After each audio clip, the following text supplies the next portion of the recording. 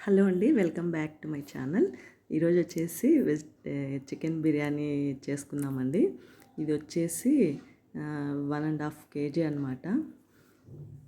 చూడ్డానికైతే చాలా బాగుంది. మేమైతే బయటికి తెచ్చుకోవడమే లేదనమాట, ఇంట్లో ఇట్లా చేసుకోవడం అలవాటు అయినప్పటి నుంచి. కనీసం అంటే ఈ మధ్య బయటికి తెచ్చుకోక చాలా రోజులైంది. ఇంట్లోనే చేసుకుంటే గైనా మనకి ఆ ఫీలింగే వేరు కదా, మన చేతులతో చేసుకొని తినేది ఆ హాయే వేరు అసలు. చాలా టేస్టీగా వస్తుందన్నమాట. అసలు మీరు కూడా ఒకసారి ఇలాగ ట్రై చేయండి ఒకసారి. చూసారు కదా, చాలా టేస్టీగా ఉంది. ఇప్పుడు ప్రాసెస్లోకి వెళ్ళిపోదాం. చికెన్ అంతా బాగా కడిగి నీట్గా ఇట్లా పెట్టుకోవాలన్నమాట. తర్వాత కావలసినంత అల్లం వెల్లుల్లి పేస్ట్, తర్వాత ఫ్రైడ్ ఆనియన్స్, తర్వాత సరిపడా ధనియా పౌడర్, తర్వాత వచ్చేసి టమోటా పచ్చిమిర్చి పేస్ట్ అనమాట. తర్వాత ఫ్రెష్ పుదీనా కొత్తిమీర వేసుకున్నాను. తర్వాత వచ్చేసి గరం మసాలా, చికెన్ మసాలా, బిర్యానీ మసాలా, నేనైతే ఇవి ప్యాకెట్సే వాడతానండి. ఇవన్నీ వేసుకున్న తర్వాత కొంచెం పసుపు, తర్వాత సరిపడా పెరుగు అనమాట. తర్వాత కావలసినంత నిమ్మకాయ జ్యూసు. ఇదంతా బాగా పిండుకొని ఇప్పుడు సరిపడంత కారం వేసుకోవాలన్నమాట. కారము, తర్వాత ఇప్పుడు సరిపడా ఉప్పు కూడా వేసుకోవాలి. మొత్తం ఇలా అంతా వేసేసుకున్న తర్వాత బాగా నీట్గా అంతా కలిపి పెట్టుకోవాలన్నమాట. నాకైతే ఇలా కలపడం అంటే చాలా ఇష్టము, అందుకే చాలాసేపు కలిపి పెడతా ఉంటాను అనమాట. చూసారు కదా, ఇట్లా మొత్తం అంతా కలిపి నీట్గా ఒక 1 hour కానీ 2 hours కానీ అట్లా మ్యారినేట్ చేసి పక్కన పెట్టుకోవాలన్నమాట. ఎందుకంటే ముక్క ఎంత బాగా మ్యారినేట్ అయితే అంత టేస్టీగా ఉంటుంది. చూసారు కదా, ఇలా అంతా బాగా నీట్గా మ్యారినేట్ చేసి పక్కన పెట్టేసేసుకోవాలి. ఒక 2 hours కానీ 1.5 hour కానీ అట్లా. తర్వాత స్టవ్ మీద పెట్టేసేసుకోవాలి.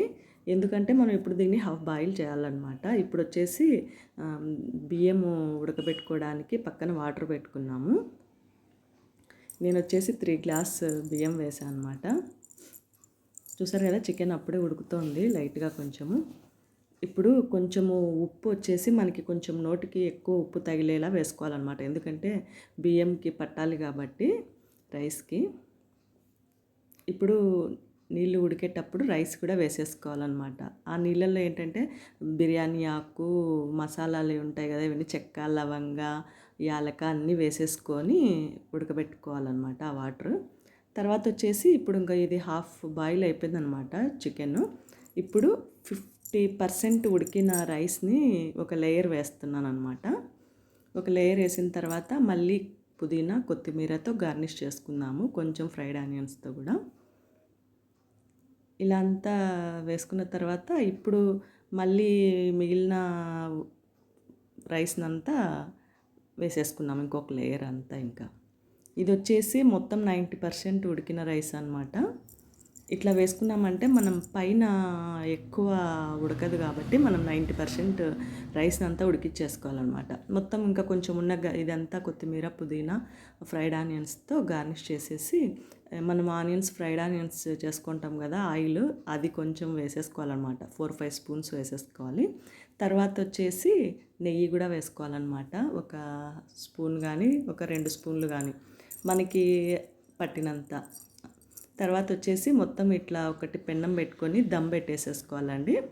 తర్వాత ఒక 15 minutes మీడియము, 1/2 hour సిమ్లో పెట్టేసుకొని దమ్ పెట్టేసేసుకోవాలి.